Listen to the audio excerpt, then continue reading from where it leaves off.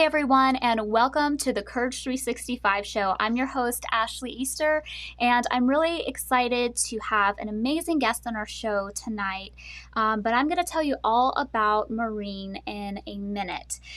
Before I do that, I want to let you know that the formatting of this show is going to be a little bit different from our shows previous. And that is because we're actually going to be addressing a particular case that is in the media right now. So because of that, we're going to be switching up our show just a little bit from how we've done in the past. But I think it's going to be something that you're going to be really interested in watching and that you can learn a lot from.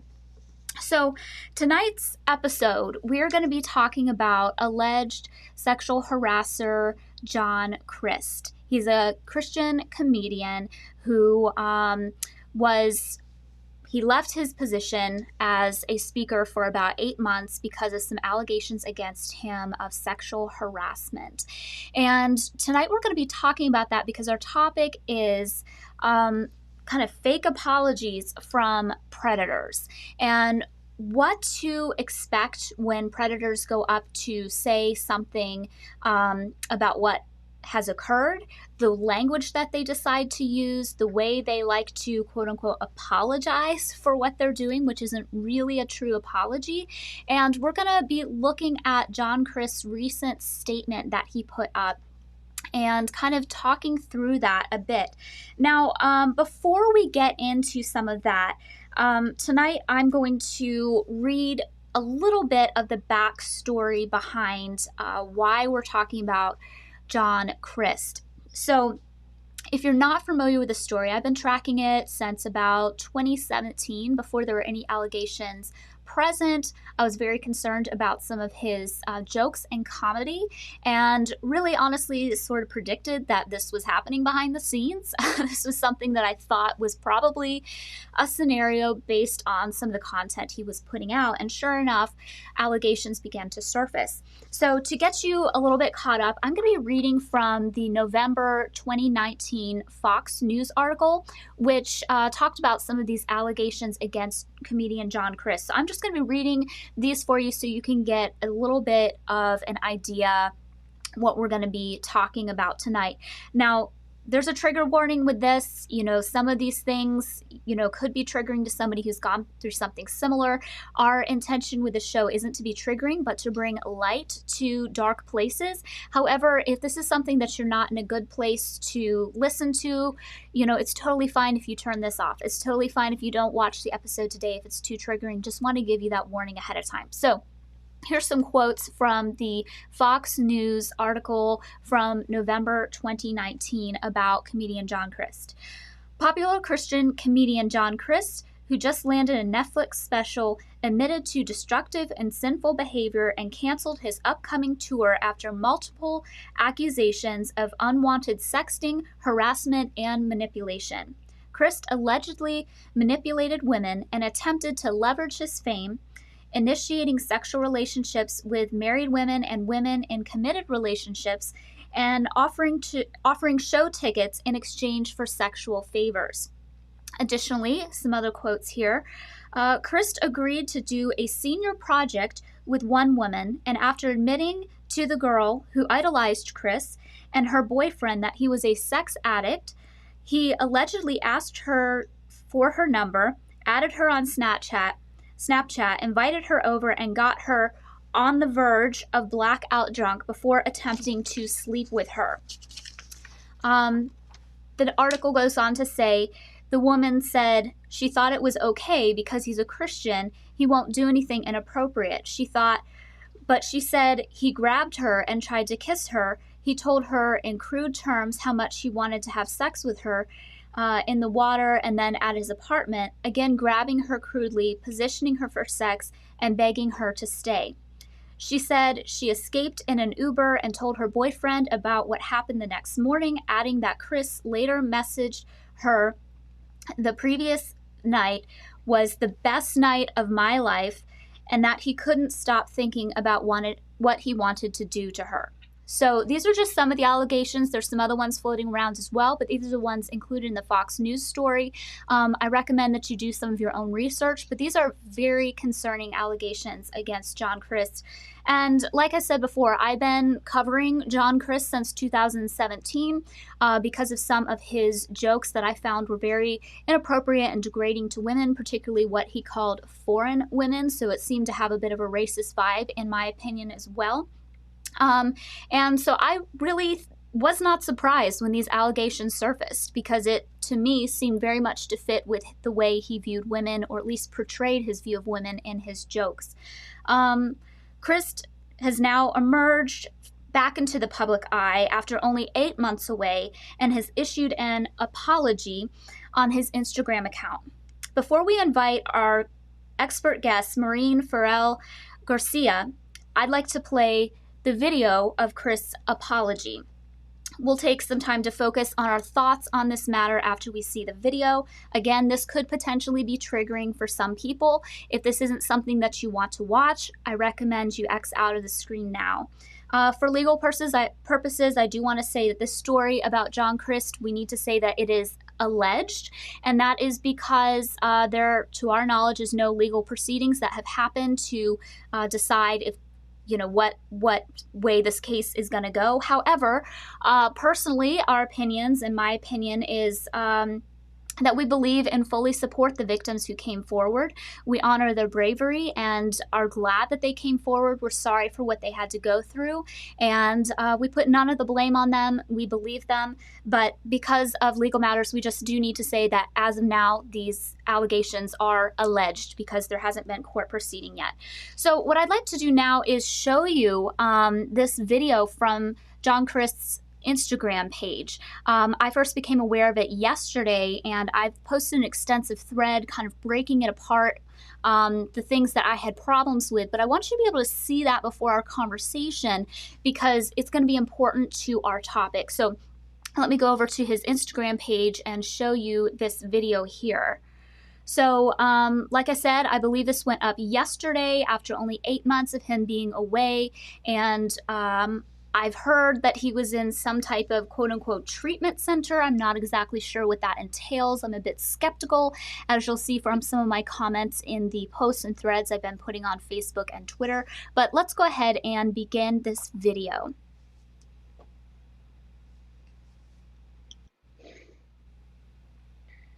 What's up, everybody? John Crist here. Hi. It has been over 8 months since I posted anything on the internet, and for a guy who used to post content literally every single day, that has felt like forever. Let me say first and foremost,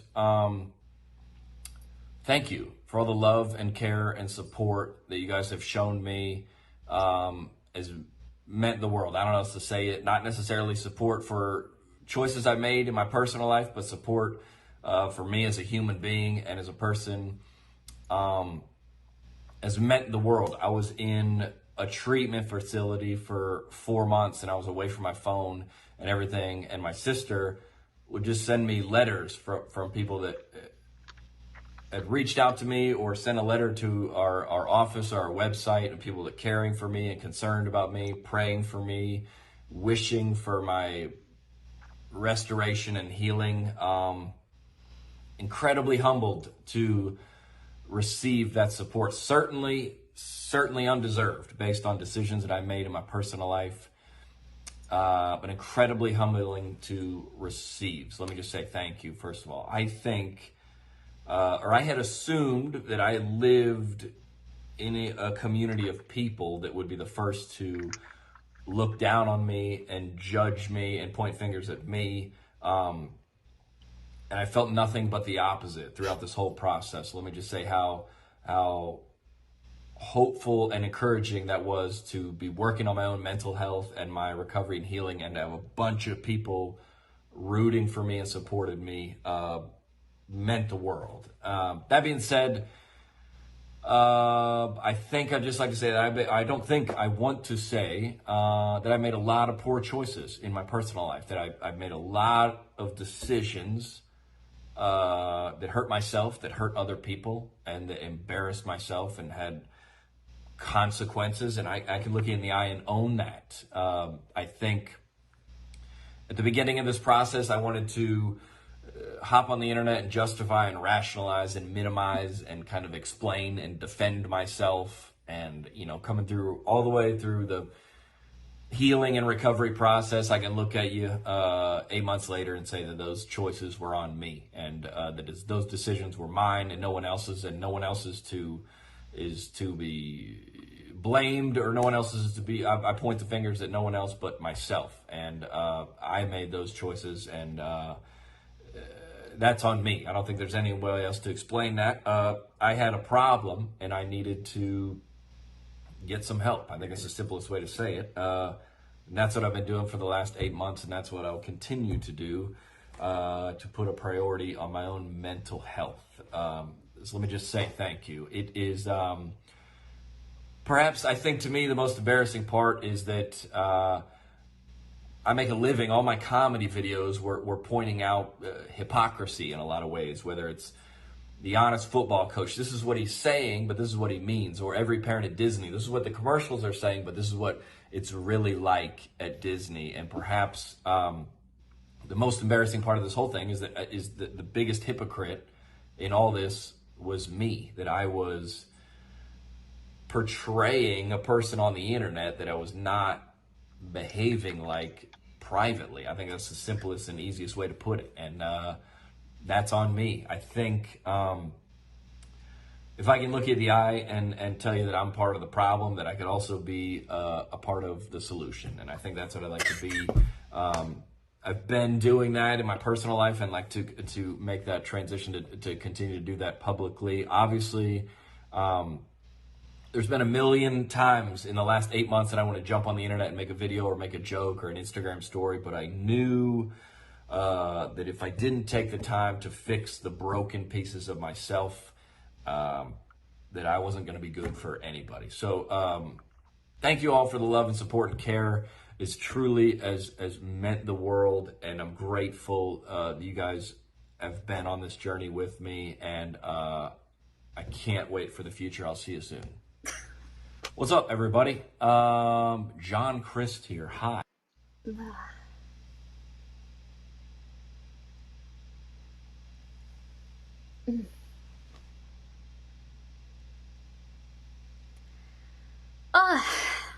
Hi. Hi. This is Maureen Garcia, and I just want to welcome you to the show. I mean, that was kind of a rough start to the show, but Yeah. oh my gosh, I'm just like, can you even believe that? Actually, yes. Yeah, Yes, yeah. I can. Because we've seen it so many times before. We have, You know. we have. It's ridiculous. Oh my goodness. Well, I can't wait to jump into dissecting this, because this is just like, just a massive problem with like everything he said, like every single thing. But before we do that, everybody, I want to introduce you to Maureen Garcia. She is an amazing advocate, and she does focus on sexual predators and their behaviors and deception and those types of things. She spoke at the Courage Conference on our panel last year in 2019. I met her, when did I meet you? I met you probably early 2019, you think? I think we met briefly the first Courage Conference I was at. Okay, yes. And then I had contacted you about one of your coaching courses. Right, And so yes. that's when we got to know each other. Yes, absolutely. Yes, and just getting to know you through the coaching course and through, other things, like you really know what you're talking about. You studied about these things for years. And so I just want to read a quick bio so everybody can get to know you a little bit more. Maureen Farrell Garcia is a captivating speaker and workshop facilitator who combines research with personal experience to empower her audience. With empathy and wit, Maureen connects with her audience, offering her knowledge of abuse dynamics and insights for creating safe spaces and healing from abuse. Her writings have appeared in various websites, including Christianity Today, CBE International, Converge, Christ and Pop Culture, and the Institute for Collective Trauma and Growth. That is quite a resume there of all the places you've written at. Some of those are pretty pretty amazing. So thank you for being willing to come on the show and share with us. And I really just want to start diving in. But before we do that, like, can you tell us what got you to this place where you talk Sure. about predators and their behaviors all the time? What's your Yes. story? So when I was in my 20s, I was married to a man, Christian man, and I thought he was great. You know, we had some issues. Um, I thought he was a workaholic, but it turned out that he had been sexually abusing a child that was one of my relatives for 3 years, from the age of 9 to 12. And so she told me one evening, she disclosed that to me, and my world shattered. Everything I had been taught Wow. about God and about, you know, just everything that I believed about the world was shifted. I Mm. couldn't trust God anymore because he Yep. didn't protect the child. He didn't tell me about this. Mm-hmm. I couldn't trust other people because I had lived with this man for 10 years and had no idea he Right. was capable of such a thing. Yeah. And I couldn't trust myself because how could I have not seen? Mm. So so that started me, wrestling with God, and but also trying to come to terms with how do I keep this from ever happening again? Right. Because but then a year after that, another close person to me, someone I had known since I was 14, who was a Mm. mentor, father figure, friend. Um, he turned out to be a child serial sexual abuser. So Mm. he had many victims, Wow. and yeah, so I started researching from every point of view possible. So from Wow. point of view of predators before and after they've been in recovery and treatment Mm. programs, from the perspective of victims and survivors, from the perspective of therapists that work with victims, therapists that work with survivors, therapists that work with both. Mm. Um, and all throughout that, I was also going to therapy because it turns out, which isn't going to be surprising, that part of the reason I married an abuser was because I had my own Mm. history of abuse that I didn't recognize was Right. abusive. Yep. Yep. Um, so it was rough, but Mm. I've now been studying this stuff and for 20 years now, and I've been Wow. writing about it since about 2016, Hmm. and yeah, that's it. Excellent.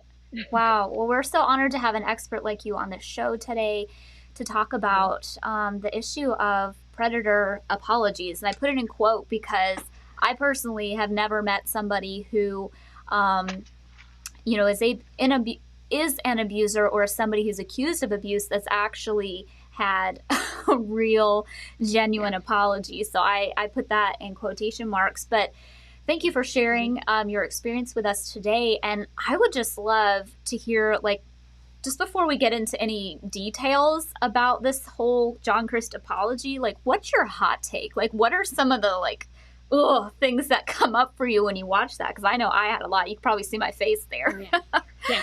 So, um, so for anybody watching, Ashley did this great analysis where she has, I don't know, what did you put, like 10 points of about things that concern her about Chris' apology, and some of those were the same things that I noticed. Um, And we're going to so put that in the comments below this video on yes, Facebook, just so everybody can find it later. And also, it's easily found on Twitter right now. So, yeah, right. just letting you Mhm. know where you can find that. But, yeah. So basically, my hot take would be just like you said, it's BS. Mm-hmm. There's a lot. It's not an authentic apology. Um, I I will give him this much credit. He's definitely been in some kind of treatment program because he's using language Mm, that is treatment oriented or recovery gotcha. oriented language. Mm-hmm. But he's not, it's like a friend of mine would say, there's lots of sincerity but very little substance. So Right. he's using the words, but there's no substance beneath them. And Yes. we'll talk about some more of that in a bit. But he's using words like ownership, but Mm, he doesn't actually at any point right. um, tell us what he's owning, which Right. means you're not actually Yes. owning. So there's a lot of recovery language, and of course, recovery, like any other type of you know change. It's on a scale. So he could be 4 months into his recovery, and he could be starting to learn things and beginning to change. But he's using language that's past tense, which is also very common with abusers. You see, Right. Andy Savage did it when he got his standing ovation for his public apology for abusing Jules Woodson. You use past tense because it separates you from Right. what you've done. And he does that a lot. I've gone completely through this program, through this recovery. I had a problem. Right. So those are probably like my main kind of takeaways. It's Yes. a lot of BS, Yeah. and he's nowhere near where he needs to be. 100%. Yeah. No, I agree definitely. And I think two things that really stood out to me, and like you mentioned, like I made a whole list and we're going to go into Mm-hmm. more detail and talk about it, but like he never once mentioned the victims, Nope. like not even once. Nope. And it was just one of those things where like he never even mentioned what kind of scenario happened. Yep. um it was just Completely vague. all, yeah, it was just all about me, and my mental health. And I was like, there's a lot of people who have mental health things in their life, including myself. I have anxiety and sometimes I struggle with Uh-huh. depression. I have never abused women. That Right. is not something that is characteristic of somebody with mental health issues. Right. And I think it's a shame that he's kind of using those terms Yep. and really demonizing a population of people that most people with mental health issues are not abusers. And Yep. um, so, not mentioning the victims and then painting himself like a victim of some type of Yes. mental health thing, I really, Yes. that stood out to me. But Mm-hmm. yeah, so maybe let's just jump into abuser apologies. Mm-hmm. And, somebody might ask, like, aren't apologies a good thing? Like, shouldn't people issue apologies? And, you know, is there really even a problem with this? And to us, it seems very normal, natural that there's a problem with this because we've studied it so much. And honestly, this is so textbook that it's like Mm-hmm. they could read. It's like they all read from a manual, whether it's Julian Yep. Chivijan or, Yep. just any of them. But for somebody who's maybe new to this concept and they first hear it, and it's he's making it sound good. If you haven't gotten any training on Yes. this, it sounds good to Yes. hear at first. So like, Mm-hmm. aren't apologies good? And what's wrong with his? Like, talk to somebody who's new to the scene, and to their ears first time around it sounded pretty okay. Right. Mm-hmm. So apologies can be good, but they can also be bad. And part of the problem, especially from what I see within our Christian circles, is again, like with Andy Savage and Bill Hybels. Mhm. And what happens with public apologies is usually the purpose isn't to actually apologize. Right. The purpose is to gain allies. So you want to maintain control of your image Yep. to those who support you and those allies, which, Chris basically says he had tons of support.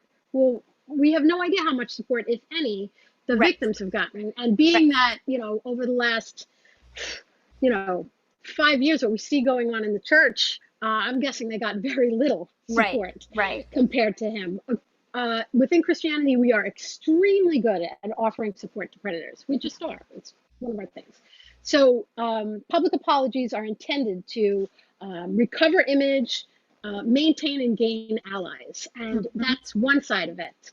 And the second side of it is it can be re-victimizing to victims, Mm. not just to the victims of that person apologizing, Mhm. but to anybody who's a victim and a survivor. Because, like you said before you even mentioned, before you put the video up, it's triggering. Yeah. And it's not just that, it's not like, oh, I feel safe because he's not my abuser. Right. It's he's in our broader Christian environment. You're all accepting him. I don't Mhm. feel safe at all.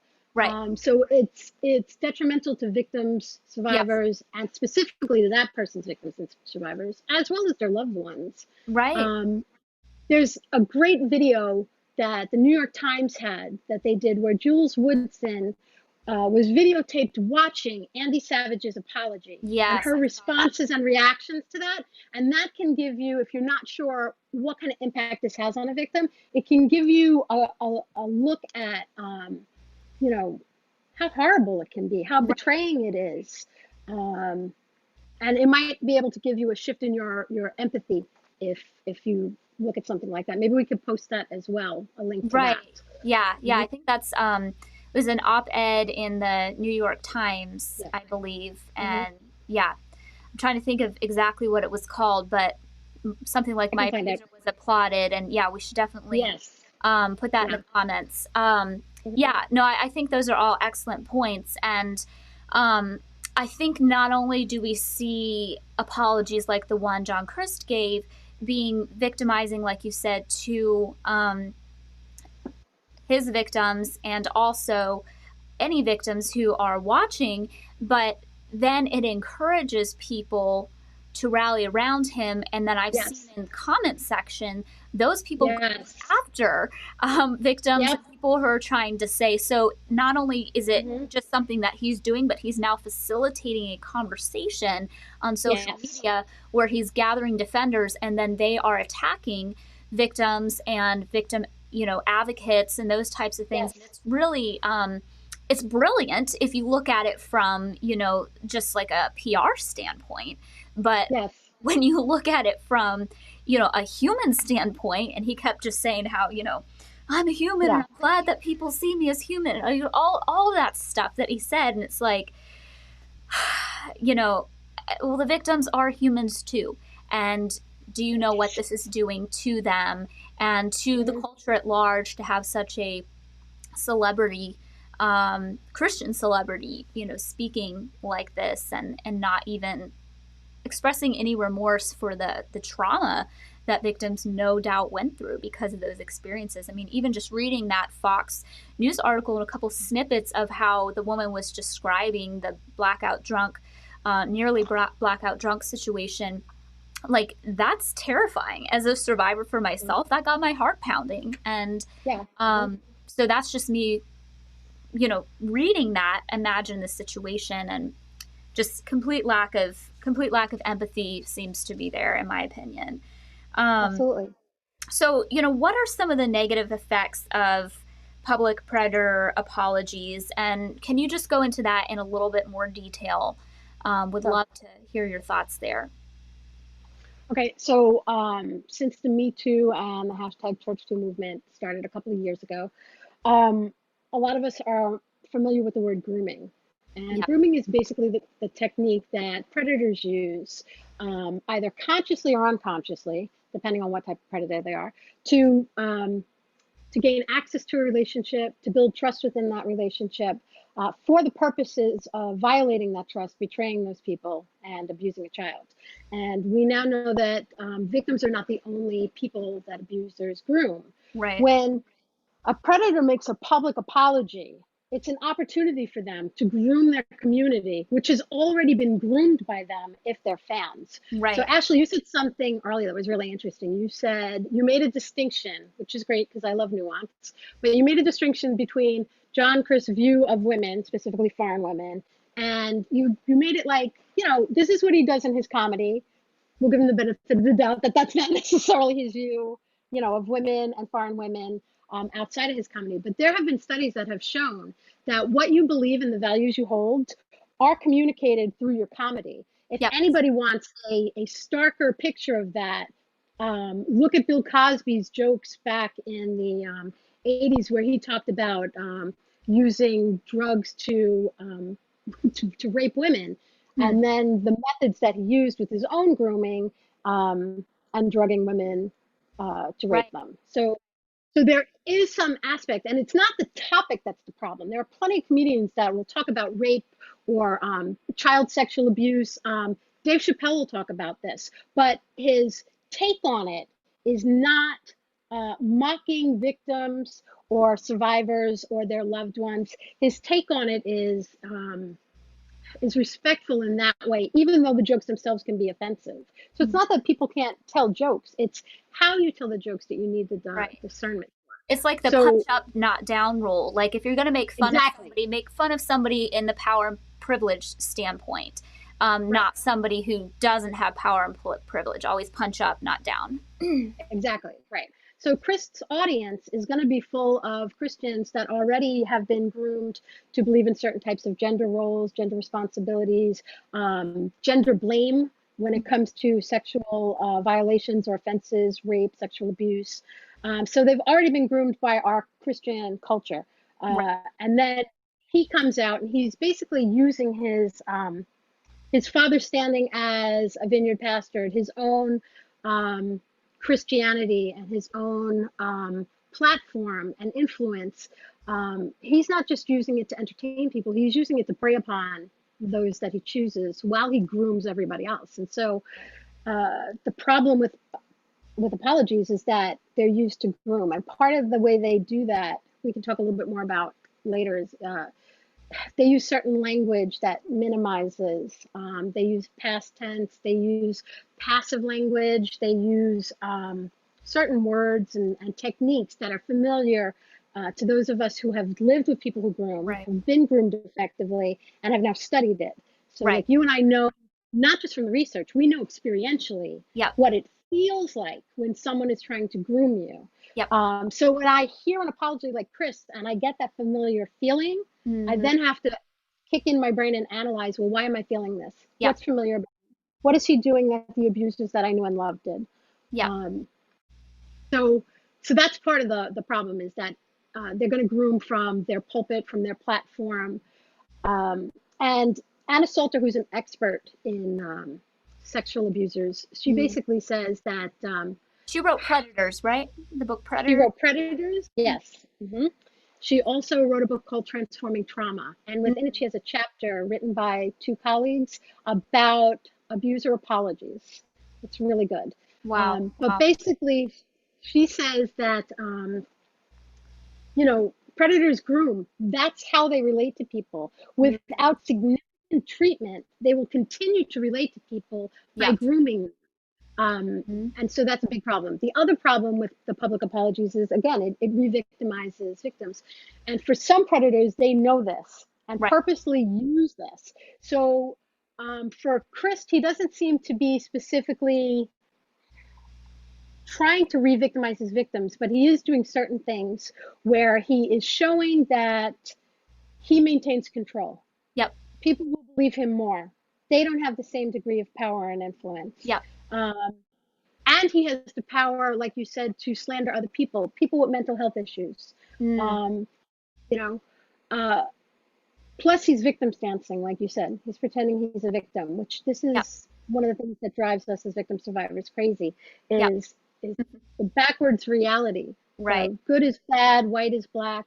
Where Yep. abusers come out and say, "Oh, but I'm really a victim here because of my own mental health, or because, Right. Right. or because of the poor choices I made. I'm a victim to those poor choices." And it's like Or the poor choices are some entity outside of themselves exactly, instead of like an right, active thing that yes, they chose. choose, right, Yeah. and they're patterns of choices. It's not Right. just, you know, sexual abuse, sexual harassment is never just a slip up. That's a Right. myth that we have in our Christian communities.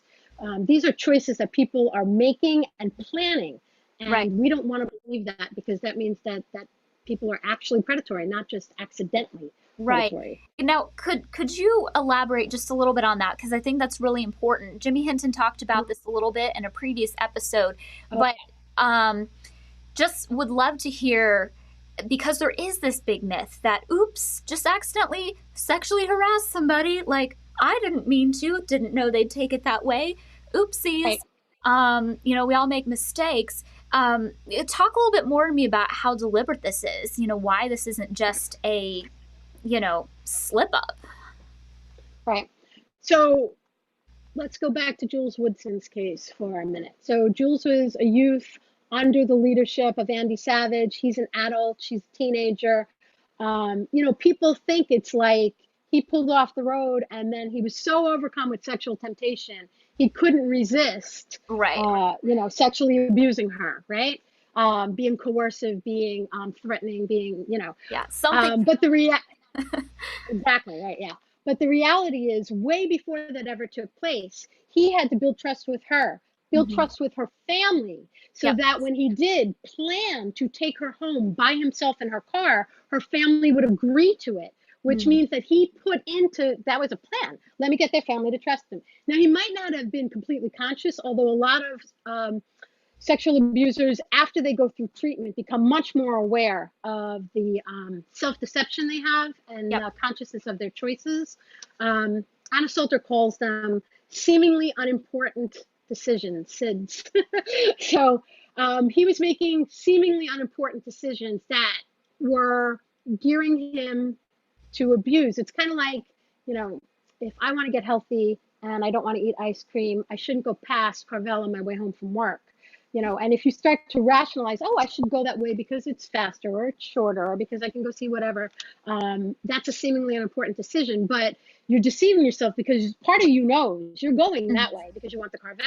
So it's Right. the same thing. He might be thinking, oh, I'm really just going to give this youth that, you know, that I'm a spiritual leader to a ride home. But some part of him already knows and has made the decision, once I get her alone, I'm going to do such and such. Right. Right. Um, So they kind of so, have a split yeah, reasoning. So there's the true reasoning and then the rationalization, which is what they're going to tell themselves to make them feel better about making those seemingly yes, insignificant choices. But yes, that's just to make themselves feel better. And then yeah, they turn around, and those are the things that they also tell other people to justify it, versus the other train of thought, which was like, you know, why the heck were you attracted to a minor and didn't get help for that in the first place? right, Why are you now spending time, with a minor where that's very easy access for you to do those types of right, things? Yeah, that's yeah, helpful. yeah. The rationalizations is one of the things that allows them to abuse. Right. Um, so Jimmy Hinton also talks about deception, which is great because he's so on the money with it. He talks about how Anna Salter has in her book Predators that you mentioned at least 3 chapters on the role of deception among sexual abusers, and they deceive others, they deceive themselves. So when you have someone like John Crist, who is talking to someone about mentoring them, Mhm. but then as soon as he gets her number, immediately starts harassing her, having contact with her. She's clear to him, from what I understood, about not wanting any kind of sexual relationship. He continues pursuing her, making inappropriate jokes, saying crude things. Um, he's making choices, and a lot of people are going to think, oh no, he had a little bit of alcohol and he was attracted to this woman, and so he got a bit handsy or he got a bit crude. No, from the moment he met her and she Yeah. said, I love you, I'm a fan of yours, Hmm. he automatically just started thinking, what do I need to get her alone to Right. isolate her, because that's what Easy abusers prey. do. Yeah. Yeah. Yeah, right. And part of what he did was actually befriend her boyfriend as well. Get Mm. other people to trust you, Yeah. get the potential victim to Mhm. trust you, and then it's easier to isolate them and abuse them. It's such an So, elaborate plan, and I think the thing that um, really strikes me as just so unsettling is, there are some people in the world who just create amazing inventions, or they start an organization, or, mhm, spearhead a movement, and they put all of their creativity into creating something good and making a great change in the world. And then other people have that exact same expertise and creative ability, but instead of doing something good with it, they're using their creative ability to deceive, to abuse. And mhm, it's just so unsettling to think that somebody who is, you know, that there are people out there that really that is something that brings them joy, that is something that not true joy, but brings them some right. sense of fulfillment, and that they're planning this, and that this is like a part Yeah, of their life. I yeah, think to people who are empathetic and would never do something like that, I think it's hard to grasp that there are people in the world who have it that is. mindset. Mhm. Yeah, it's really difficult. There's a movie called Doubt based on a play. And in it, there's a priest who is potentially, possibly an abuser, and 2 nuns are having a conversation about this abuser. One of them is positive that he's abused a child, and the other one is trying to wrap her mind around it. And she basically says, "How could you even imagine that someone would have those thoughts and do that. Right. And the nun who's sure says, it's my job to imagine. I have to outfox the Mm, fox, kind of a thing. But I identify with the character that says, "How could you even imagine?" Because when I was living with somebody who did this, right. I couldn't even imagine that someone would do this. It Right. made no Right. sense to me. So one of the other things you said that was interesting was, there's just so much you say that was interesting. Well, I can say the same about you. There's just so much stuff going through my mind about what you wrote and what you're saying. But it's basically, there are these deliberate choices Yeah. that these predators are making, and it's really uncomfortable as Christians. We Hmm. want to believe people. We want to give them the benefit of the doubt. But Anna Salter's research on sexual predators indicates that they purposely will target religious people, believers, because they know that we're more gullible, Yeah. which means that we need to be twice as wise, and we need to know how they groom, what it looks Hmm. like, how they choose potential victims, how to protect them, how self-deceived they are, as Hmm. well as how much of their life goes into deceiving others. Yeah. Yeah, So, absolutely. And on that note, I can't remember the exact name of the study, but I read it in a religion news article written by Boz Chivijan, I believe, or somebody from the yeah, great organization. And it was something like 93% of sexual predators identify as Christian or at yeah, least religious. And yes, um on one hand, that's shocking just at like, wow, so many predators identify as religious. But then it hmm, makes sense when you think about, like you said, Christians and a lot of times people from other religions too, they are groomed to, hmm, see women in a certain light, to view yes, sexual purity in a certain way. And hmm, abusers in the Bible are really praised, like such as, David in the Bible. Like that's one yeah, thing that, you hear about how great David is in the Psalms. I mean, he was out there raping women left and right, especially yeah, Bathsheba. And yes, like, so this is somebody we set up as like our great hero and our role model. So then yes, when, abusers are like, where's an easy place to find a target? Like, of course you go to a church. Like that duh, you know. yeah, absolutely. So that makes me think of what you said before about the creativity of people who don't abuse and people who do abuse. Mm, My husband, he's a New Testament scholar. He basically would say that this is the dilemma of humanity, that, God created us and we have these incredible gifts, and we can use them for good things or for bad things or for evil things. I mean, think of Sandusky. Sandusky did amazing things with his charity work and creating all these opportunities for sure. these foster kids. And but at the same time, it was a way for him to manage his image to his community, Yep. to groom his community. I'm trustworthy. Look at how much I care about these kids. And it Hmm. was also a way to allow him access to potential victims. Yeah. Yeah. So we have to remember, when we think about abusers, sexual predators, these are not monsters. These are not people that you can identify. They're not the guy with the weird mustache and the white van from, Right. whatever TV shows or movies or whatever, the stereotype. These are our fathers, our brothers, our uncles, sometimes our aunts and our grandmothers, or our teachers, or our coaches, or our doctors, like Yeah. Dr. Nasser. Um, these are people that are loved by their communities and often loved by their victims. I Mm, loved very much the people that abused me. sure. Um, it's a difficult tension to live with, to Yeah. love and hate somebody at the same time. Yeah. But we have to understand that you cannot recognize an abuser um, based on just what they do in their community or what they do when they're around you. Right.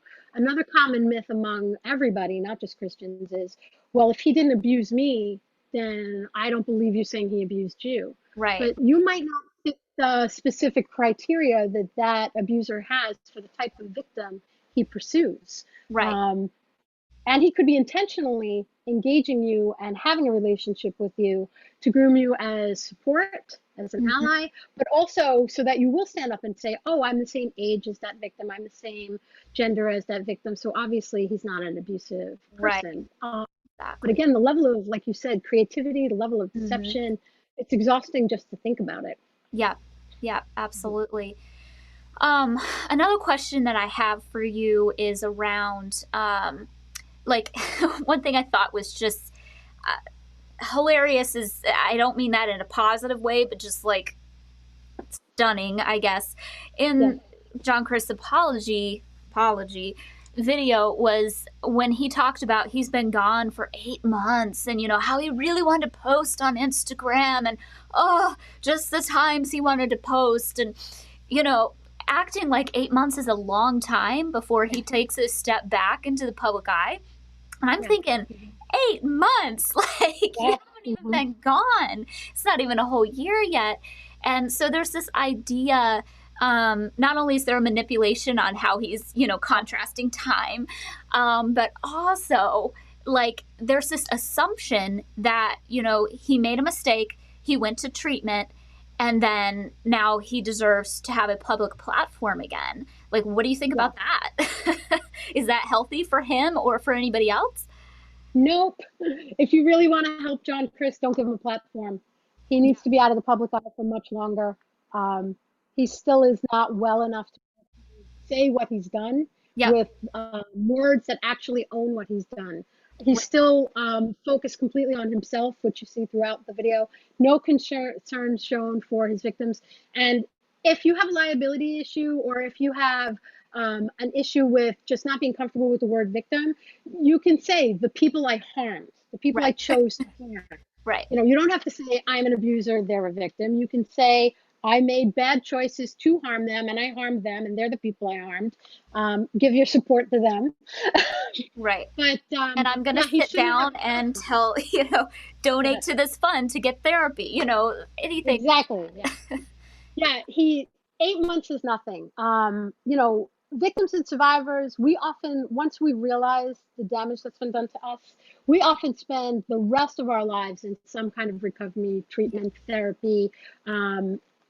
So why abusers who have a much more complex, you know, degree of just garbage going on in them, Right. why would it take them a much shorter time? Why would it take them 8 months to, Exactly. to be fixed? If it's going to take his victims years to Right. be able to deal with this, recover from this, why, it's not even, I mean, like, I know in the standard evangelical world, we usually do 18 months. After 18 months, you can go back and you can be a pastor. It doesn't matter if you rape children, but you've had 18 months, or 3 years, Mm-hmm. but 8 months, even by Christian standards, is too little. Right. Right. But by therapeutic standards, he's nowhere near where he needs to be yet. He needs more. And if you care about John Crist at all, people need to hold him accountable. You Yep. need to not give him the platform, because the bottom line is, with all abuse, and me and you know this personally, Ashley, it's always about power and control. It's always about gaining and maintaining power and control. Right. And it doesn't matter if it's sexual abuse, if it's financial abuse, if it's bullying from a church pulpit, whatever type of abuse it is, it's always about power, which means you have to make sure it's the same way you wouldn't give an alcoholic. You wouldn't say, here, go and be a bartender. If you care about John Crist, he should not be allowed a platform and any kind of influence until he's gone through enough to not be tempted by power, which for most people who have issues with power will be the rest of their lives. Exactly. And that was something I wanted to follow up with is, we know with pedophiles who are attracted to younger children that we don't see any research that shows that they ever actually change. Even if they can learn the language and if they can, put on a good show, researchers have never found evidence that they can be deemed as safe for society. Right. And I have serious doubts also about sexual harassers who are serial sexual harassers. I'm not talking about minor children who maybe have, been in a bad environment and they can, before their brain is fully developed, get therapy and heal that. But adults who have power and position and have done this multiple times, like it's alleged that John Crist has done, I have never seen somebody ever get to a point where they stop this and now deserve a platform. Right. So it is compulsion, so it's kind of like an addiction, but it's not quite like an addiction. And the addictive element isn't just what you feel during the sexual abuse. Again, it's the power and control that's the issue. The context is sexual, or the context is financial, or the context is physical abuse. But the driving thing is the wanting to feel powerful, wanting to feel in control, right? And you're right, you make a great point. We have no studies that show consistent change among pedophiles. What we do have are examples of people who have gone through treatment, have learned to be empathetic towards the victims, have learned to recognize their own triggers and their own self-deception. But however, someone who is truly working on being safe will never demand a platform, will never demand to be around or influential to the type of victims that they prefer. And they will not use language like, I've been recovered, I've been through the process, Right. I had a problem. They will say like a non-active alcoholic, I have a problem with this. And for the rest of my life, I will have a problem with this. Even if I don't have temptations anymore, I recognize this is always going to be a part of me. Right. And John Crist, you can see from his language, he's not there yet. He's not going. It's done. It's over. It's in the past. Yes. Yeah, and he can't be a part of the solution. First, he won't even name what the problem is, but he can't be a part of the solution because. Yes, let's talk about that, because girl, when I saw that, my mind was just like, you didn't just say that. You're gonna be part of the solution because you were the problem. Like, we're be part of the solution. Stop harassing women. Right? Just like. Just because you're part of the problem, like, how does that give you any credibility to be a part of the solution? Like, victims, of abuse, okay, yeah, maybe they can be a part of the solution because they're like, hey, I understand how this works. This really harmed me. But it just, when I heard that part, I was just like, no, you didn't just say absolutely. That. It's crazy. Yeah. And I understand when you say it's hilarious. You mean like we're laughing deliriously. Yes, like it's just so bizarre. Like not like joyful funny, but just like, are you kidding me? Wow. So this hits on another myth that we have in our Christian culture. And it's basically this idea that if you have a problem and God redeems you or you recover, then it is your job, your role to now help other people do that as well, right? Dr. Mike Brown brought this up after the whole Josh Duggar thing, right? Yeah. He basically said, he went through basically all the Christian myths, advocating them, and basically saying that, now that he knows his potential for abusiveness, he should be one of the people leading in the churches to help people not do this. And it's like, no, that's what, we tend to look in the church as abusive people, as pre-redeemed people. And once they accept Jesus or do any kind of treatment or get prayer, they're new. They're reborn, they're born again, and now we can trust them.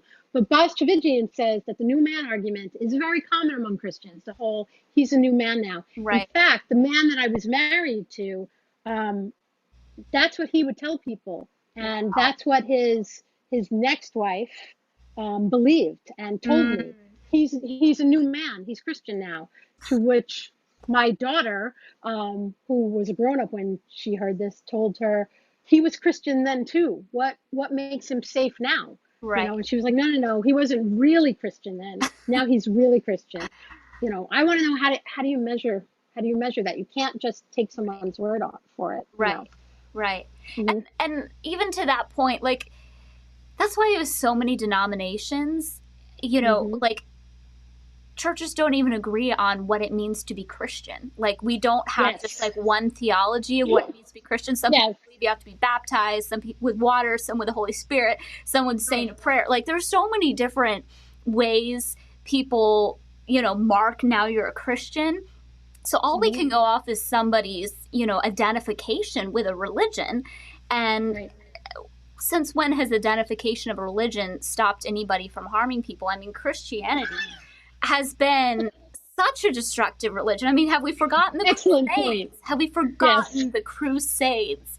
And it's not just Christianity, like religions as a whole, like there's been some gnarly stuff all around, but for people to think that now you believe this set of rules, or you had, some type of a new experience, to think that that now absolves you of all wrong. Maybe with your relationship with the divine, but like, these are people we're talking about. Like, there's got to be consequences here on earth. And, you can talk to me all day long about God forgives. And I'm like, yeah, sure, that's great. But, this isn't heaven. Like, you're not fixed, so there's consequences for the long term. Maureen, this has been such a great conversation. And I feel so fired up, like, about this, just because I've been in the Twitter comments, like, for the last 2 days about this conversation, and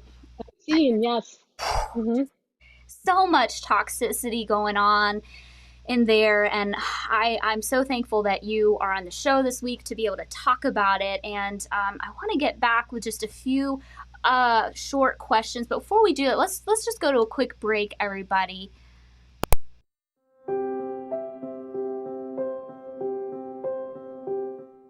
So there's choices that you have the opportunity to make. You can either stay with your abuser or you can leave. And make no mistake about it, it's going to be hard either way you go. But I can tell you one thing for sure. If you do decide to make that courageous decision to go, there's hope. So much hope.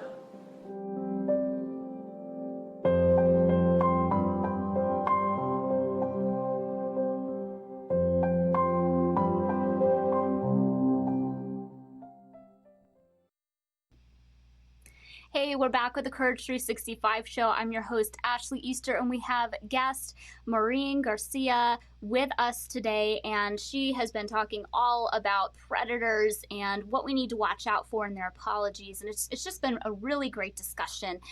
We've got to wrap up the show pretty soon now, but I want to ask you, I don't want to go away without asking you, like, what is one of the best pieces of advice that you've ever received? Something that really stuck with you, was kind of life transforming, maybe a motto, something that you live by. Would love to have you share from your wisdom on that for our audience. Basically this, don't just trust what people say. If their actions don't line up with what they say, that's the degree to which you can't trust them. So if they say one thing and then 20% of the time do something different, you can trust them 80% of the time. But always look and see, make sure, because as Christians, again, we want to give people a fair chance. We can't just believe what people say. You have to be able to back it up with your actions. And unfortunately, John Crist will be getting his platform back, and we'll see in the future. He's just not ready, but we'll see how his actions line up, but yeah. Absolutely. No, that's so good. And, I think that's true. Religions, whether it's Christianity, Islam, all the different religions, like there's a lot of emphasis on, people believing a certain ideology, and, it's important to see that the actions are actually following through, because we can say words without knowing what they mean or without intending what they mean. But it's really the actions that we're looking for. So thank you for that. And where can people find you? I know after the show, they're going to want to check everything out. I think you've got a new website that you just got up. Tell us all of that detail. Okay. So my website is Maureen, MAUREENF, Garcia.com. And it's basically got some pieces that I've written, some blog posts. It has links to articles I've written for other places, Christianity Today, Leadership Journal, Christ and Pop Culture. And I'm going to just be continuing writing and putting stuff up there. And that's where people can find me. And you can also find me on Twitter, which, I think we have that. We'll make sure to put that in the comments section. And definitely, because you're going to want to keep track of Maureen and her work, because I've seen some men in the space of talking about deception But I'm really glad to have some women in the space because I think women have a unique insight and unique experience. And so I'm really glad that you're bringing that to the table. So yeah, definitely check out her website and her social media. We'll make sure to link to those in the comments section. And yeah, thank you so much for being on the show, Maureen. This is a pleasure. Mhm. All right, and everybody, I would love for you to also check out the Courage 365 social media pages, and I'm going to do the call out again. So we've got some people on Twitter, and I'd love to have more of you follow us on Twitter. We've got some people on Facebook, love to have more, but YouTube is where we need you now, okay? We are trying to get our custom URL because it makes it so much easier for us to share this message with people when we have a custom URL on YouTube. So if you wouldn't mind just going to YouTube, typing in the search bar, the Courage 365 show or Courage 365, any of those keywords will pop up. And if you just subscribe, that would really help us out. Not only will you get notifications about upcoming live videos, but you will also be able to help us get that custom URL so we can spread the word farther. And I'd also invite you to come and check out our website. Of course, we've got our ebook, 5 Keys to Living a Life of Courage. That is our free gift to you just for coming to our website. That's courage365.org. And if you come to our website, you'll be able to catch back episodes of the Courage 365 show. If you're in a crisis situation, of course, if it's imminently dangerous, call the police. But for other reasons, we have a Need Help tab on our courage365.org page, which lists all kinds of different hotlines, resources, organizations, and things to help you in your survivor journey. As always, we have the Courage 365 show every Thursday at 7 p.m. Eastern. We invite you to come back, so make sure you're following us on social media. It was a joy to have you here with us today, and live with courage.